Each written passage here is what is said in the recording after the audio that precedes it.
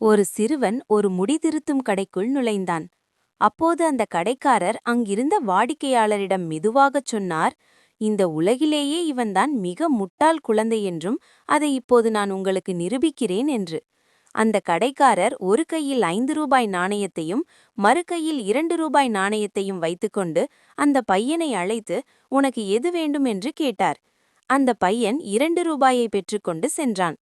அந்த கடைக்காரர் சொன்னார், பார்த்தீர்களா, இவன் முன்னேறப் போவதே இல்லை என்று.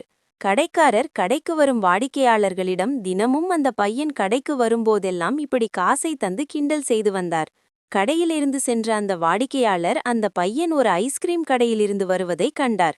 அவர் அவனிடம் சென்று ஒரு கேள்வி கேட்கலாமா என்று கேட்டு, ஏன் 5 ரூபாய்க்கு பதில் 2 ரூபாயை பெற்றுக்கொண்டாய் என கேட்டான். ஐஸ்கிரீமை நக்கிக் கொண்டே அந்த பையன், என்றைக்கு நான் அவரிடம் 5 ரூபாயை எடுக்கிறேனோ அன்றோடு எனக்கு இந்த பணம் கிடைப்பதே இன்றுவிடும் என்றான்.